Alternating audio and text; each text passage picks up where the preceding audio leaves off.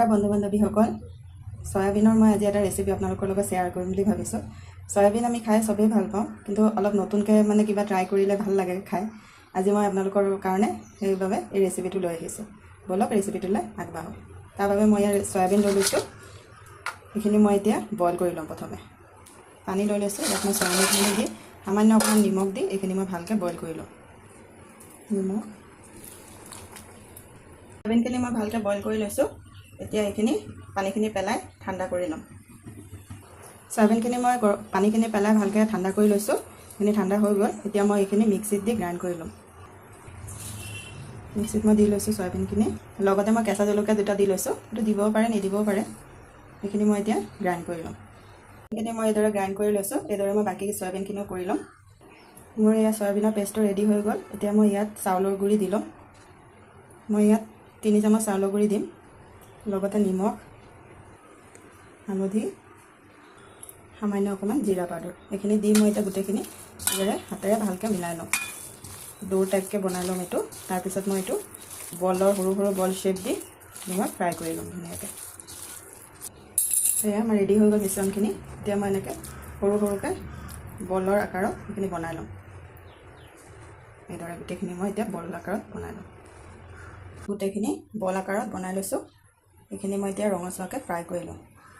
তাৰ বাবে মই ইয়াত গেছত কেৰাহী পাতি দিছোঁ আৰু লগতে মিঠাতেল দি লৈছোঁ। ইয়াত তেলখিনি আমাৰ ভালকৈ গৰম হৈ গ'লে ইয়াত মই এটা এটাকৈ গোটেইখিনি বল ফ্ৰাই কৰি ল'ম। তেলখিনি আমাৰ গৰম হৈ গ'ল। এতিয়া মই ইয়াত এটা এটাকৈ এইদৰে দি ফ্ৰাই কৰি ল'ম। এইদৰে মই এইখিনি ৰঙচুৱাকৈ ফ্ৰাই কৰি ল'ম। আপোনালোকে ইয়াত পিঁয়াজো দি ল'ব পাৰে বৰাবৰত। মই ইয়াত পিঁয়াজ নাই দিয়া, কাৰণ মই এইটো পিঁয়াজ নহৰু নিদিয়াকৈ বনাম। এয়া মোৰ ৰঙচুৱাকৈ এইখিনি ফ্ৰাই কৰা হৈ গ'ল। এতিয়া মই এইখিনি তুলি ল'ম। এইদৰে মই গোটেইখিনি ফ্ৰাই কৰি ল'ম বৰা। মোৰ ফ্ৰাই কৰা হৈ গ'ল। এতিয়া মই একেখিনি তেলতে গ্ৰেভিখনত আলু দিম। মই সেইটো কাৰণে আলুখিনি ফ্ৰাই কৰিম। অকণমান নিমখ দি মই আলুখিনি ৰঙচুৱাকৈ ফ্ৰাই কৰি ল'ম।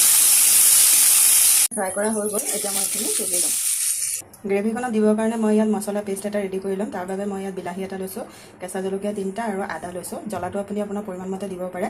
আপুনি পিঁয়াজ যদি দিব বিচাৰে লগতে পিঁয়াজো এড কৰিব পাৰে। মই পিঁয়াজ নিদিয়াকৈ বনাই আছোঁ। এতিয়া মই এইখিনি গোটেইখিনি পেষ্ট এটা বনাই ল'ম। পেষ্টটো ৰেডি হৈ গ'ল মোৰ। একেখিনি তেলতে মই এতিয়া গ্ৰেভিৰ কাৰণে ইয়াত জিৰা ফোড়ন দি দিছোঁ, লগতে এটা শুকান জলকীয়া দি দিম। তৈয়াৰ কৰি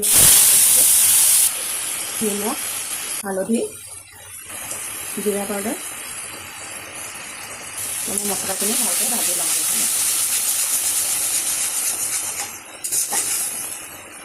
মছলাখিনি ভাজি হৈ গ'ল। ইয়াত মই এতিয়া ভাজি ৰখা আলুখিনি দি ল'ম। আলুখিনি দি আকৌ মই অকণমান মছলাৰ লগত এইখিনি ভাজিম 5 মিনিটমান। এইখিনি মই 5 মিনিটমান ফ্ৰাই কৰি ল'লোঁ। এতিয়া মই ইয়াত গৰম পানী দি ল'ম। গৰম পানীও দিব। গৰম পানী দিলে গ্ৰেভিখন ভাল হৈ যাব। জোলখিনি উতল আহিলে ভাজি লোৱা চয়াবিনৰ বৰাখিনি মই ইয়াত দি ল'ম। উতলি গ'ল। এতিয়া মই ইয়াত ভাজি লোৱা বৰাখিনি দি ল'ম চয়াবিনৰ।